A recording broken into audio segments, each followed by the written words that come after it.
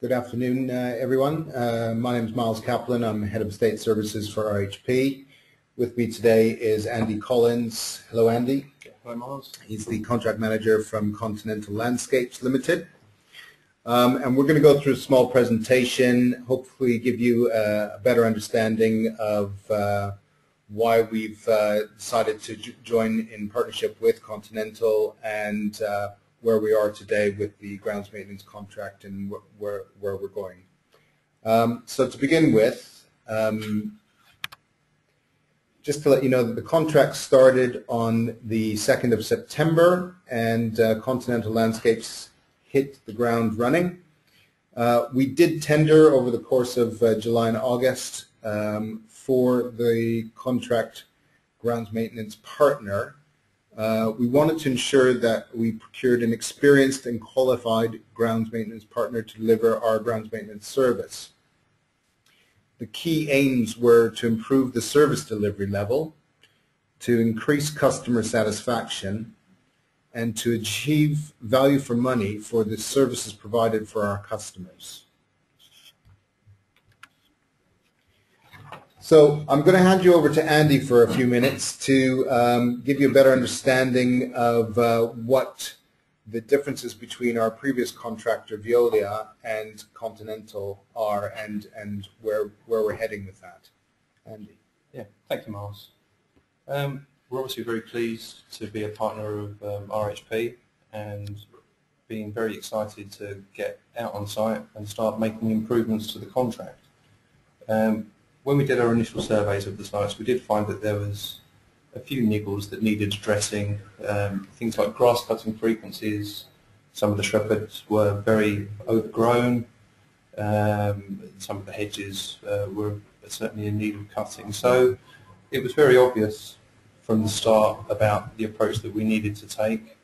With the grass cutting, our intent right from the start was to make sure that we could get down to realistic frequencies. So we're looking at 2-week turnaround times on the grass, which keeps it nice and short, has less clippings that are going to go around the sites, and just generally keep it looking in order. And with the shrubs as well, overgrown shrubs in front of windows, the shrub bed's just generally looking a little bit untidy. So we could see straight away that there were issues that we could make a big impact on straight away. When we took over the contract, the staff from the previous contractor, Veolia, did transfer over to us. So as well as the maintenance challenges out on site, we also have the challenges of making sure that the staff that worked for the previous contractor understood the new standards that were expected of them, both by Continental Landscapes and by RHP. So we've instigated a couple of major changes over what was in place with the previous contractor.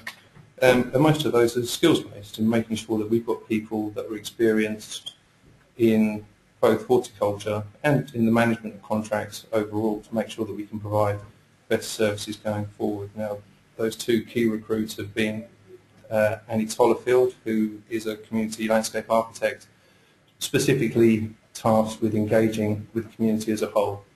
Very important when it comes to housing contracts to make sure that we're not only providing what Richmond Housing Partnership want, but also that the residents get what they need as well. So that kind of engagement with the customers is key to making sure that we are actually doing what the residents want. The other position as well, Nigel Glogan, very experienced horticulturalist.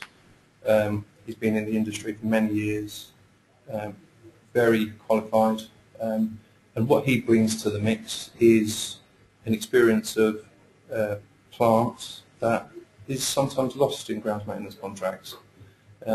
Whereas some people can view it as just cutting the grass and pruning the shrub beds. It's important that the staff understand why they have to do the work, what's appropriate pruning, and going forward, already we can see that both of those people are making a difference. We've noticed, especially with the team that's been TUPE'd over to Continental, that they were very excited to receive new equipment, which has been missing in the previous contract, but also the understanding that they're going to be better trained. And as I understand it, the training started from day one. Is that correct? Yes, absolutely. It's important for us to lay down our expectations from the very first day that we started in the partnership. So the very first task was getting all of the staff involved in with us to give them an induction to the company, an introduction to who we are and what our expectations are, through to basic machinery knowledge so they understand how to maintain them, how to appropriately use them, and also some work on expectations out on site as well. That's how we start off the contracts.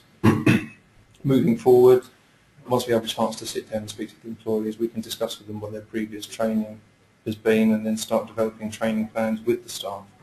That's something that Nigel is primarily tasked with. So Nigel's been working on training plans for the staff to make sure that we are providing horticulturalists people that can provide the high level of service that we all expect. Great, thank you. Just talking about the actual standards themselves and the quality that we are trying to put in place. We've done joint monitoring with your teams, and we've been out and about checking on the standards of service. We've noticed a great difference in terms of the grass cutting and also in terms of the maintenance of the shrub beds. Grass cutting, I believe, is actually going to schedule, and one of the concerns that some of our customers raise are that the shrub beds and the shrubs themselves are taking quite a long time to come to the standard that's expected. Yes. We, I believe, have decided together that actually it is really important to try and get the standards right from the beginning. So this is maybe a reason why it's taking a bit longer. What would you say that your approach to the quality standards that we're trying to achieve is? I think the approach, certainly with the shrub beds, is to make sure that the work is done appropriately right from the start. The challenges with that are that if some shrub beds haven't been maintained for a while, then that work will take longer. So we would much prefer that the staff stayed on site for that little bit longer to make sure that the standards were right first time. And because there will be more clippings to remove, or maybe more, more involved weeding to do or defining of the beds to do, that will take longer. But we will find that the frequency will improve over time, because even though it's taken quite a long time to do the shrub maintenance the first time around, the second visit is just a little hoe off to get rid of the weeds, just a quick trim on the shrubs or hedges. I know that one of the questions that was raised as well was regarding the amount that we're actually reducing the shrubs. There's a couple of reasons for doing that. One is purely aesthetics. No one wants the shrubs that are growing over the windows. But also as well, a lot of the shrubs that we work on, they do respond well to being hard pruned. As a rule of thumb, we don't reduce any of the shrubs less than 30%, which is standard industry practice, and you'll find that the shrubs will thrive under these sorts of hard pruning conditions, and we'll all see the benefits from that next season. Okay. Well, one of the other questions that customers ask us frequently is whether or not we can do anything to change either the appearance of the beds because they've looked the same for such a long time, or whether some of the shrubs can be replaced because they're not thriving. Mm-hmm. Is there a plan in place to do that? Yes, there is. There's a schedule of enhancement works which is ongoing at the minute, and is scheduled over this coming winter, dealing with areas of most concern. And those areas will be completely redeveloped with the shrubs being pulled out and then replaced. Moving on from that, we've already started looking at schedules of plants which we know are appropriate for the area. So any planting going forward, we know will thrive under the conditions. One of the questions that was asked of myself was how long the contract is actually in place for. So I can say that the initial contract is for 4.5 years, but with an ability to extend the contract for a further 5 years, as long as the partnership stays strong and the standards are met, which we quality control on a weekly basis. Well, thank you for your time, Andy. I think now is a good time to ask if anyone has any questions or if there's anything else that you would like to know. Okay, guys, we have had a few questions come in, and we have one around grass cutting, which I know is an important issue for customers. Someone's asked, why on some estates is the grass cut and collected, and then why on others is it left? I can answer that. Our general approach to our estate is a cut and leave approach, and as long as the contractors are able to get around on a 10 to 12 day cycle, then the grass will be maintained at a very good level with very few grass clippings.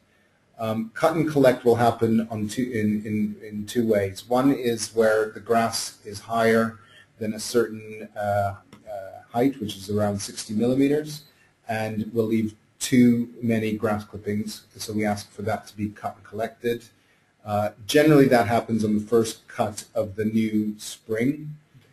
And the other time is during, is actually we have a cut and collect service that we actually provide to our retirement schemes. Okay, okay. And we have another two questions. The first one is how will people know, or how will customers know when to expect Andy's team? So ground maintenance on estates, is there any way they can go online to check, or where would you find that information? On the RHP website, we put under the estate services landing page a link to the grass and shrub schedules, which are updated on a weekly basis. So they can go at any time, and they will see a week commencing date. So that week is they're due to have the grass cut or the shrubs maintained, and then there will be a completion date and when the last time the grass was cut, the last time the shrubs were maintained. So that's on our actual website. They can actually access themselves. Okay, perfect. And appropriate for this time of year, will Continental Landscapes be doing anything around leaf collection?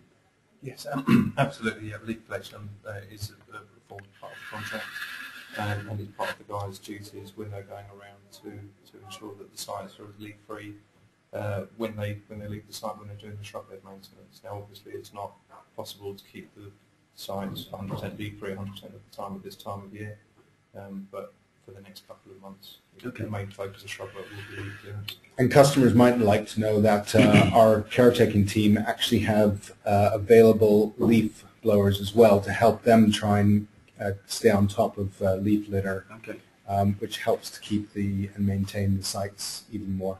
Fantastic. And we've just had one question come in via email.